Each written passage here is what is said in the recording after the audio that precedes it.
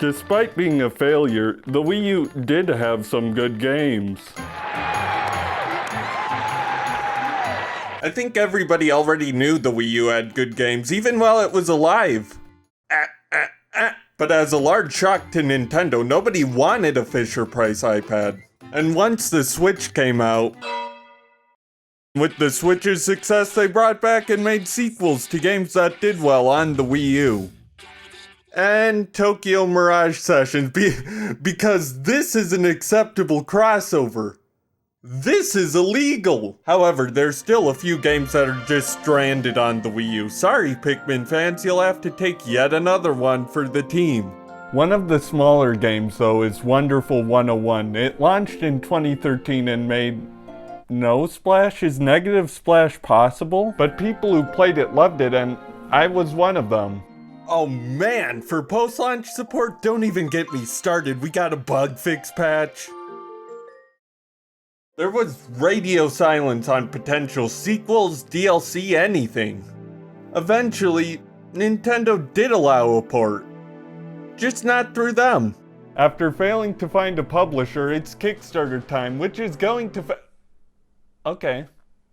I'm alright with this. So obviously they don't need more money on the Kickstarter. Do they look like they need more money? Oh, I'm sorry, that was just Jeff Bezos. My bad. But when this port comes out, here's 101 wonderful reasons to play it.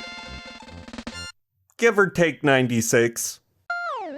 I mentioned to one of my friends that this game on the basic level is Pikmin with the gameplay of Bayonetta. His response was, "What?" The truth is though, that's just the best way I could describe it. It's an entirely unique thing. The basic idea is that you have 100 human beings, and by aligning them in different formations, you can make weapons out of people. And the game doesn't ride the wave of, hey, isn't this wacky? There's some really nice design decisions that overall reward aggression. I mean, sure, your dodge has invincibility frames equivalent to the expected lifespan of the universe, but if you don't wait till the last second and time it right, your energy's gonna run low pretty quickly. To me, gameplay variety being touted as a big feature is kind of a red flag. Mainly because there's usually a part of the game that's just better than everything else. Yeah, I didn't like the flying stages in Kid Icarus Uprising. That's my rant. Thanks for coming. Instead, Wonderful 101 says controlling these guys is interesting. Doing combat with these guys is interesting. So that's gonna be 10, 20, 90% of the game. But don't think this means the game gets stale. I mean, I've never run into an encounter where it's like, oh, this is the same fight again. It's not like other games where you get in the same exact fight over and over, but now it's an ice stage, ooh! As I said before, despite having a relatively simple gameplay loop, it just doesn't get stale. This is because the game lets you get a little comfortable with the tools and choices you start with, which there's a lot, there's some learning curve, before showing you, hey, you can dodge and counter attacks, break enemy defenses with specific weapons, get new movesets with new weapons, get new movesets with old weapons. It's zany. But the thing is, you're not only upgrading your moveset, but also your brain. In the beginning, I made a bad habit of spamming assist morphs and letting my minions take on the enemy, even though that's borderline just trolling. And that's when I learned I should summon less assists, wait for my openings, counter more. The game never told me I was playing the game wrong, I just experienced that I'm total dog shit.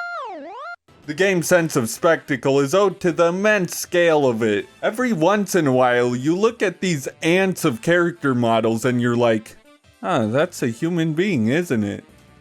They can't all be 5'11". The mech and creature design, as you probably noticed, is great. There's a lot of cool movement and force in cutscenes.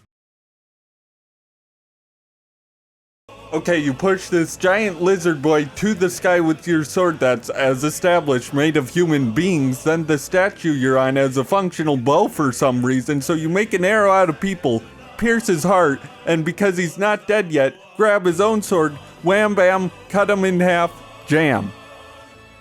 And then while he's cut in half, he tries to use his platform as a giant alien boy to still talk shit.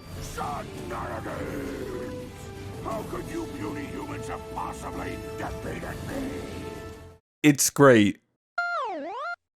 There are areas where you have to do the unthinkable and make eye contact with the Wii U gamepad for once in your life to solve a puzzle. Those are probably gone.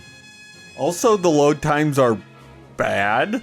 This is a prank played by whoever made the Wii U, specifically programmed into the console so all load times take forever. I don't think we're seeing these load times in the port.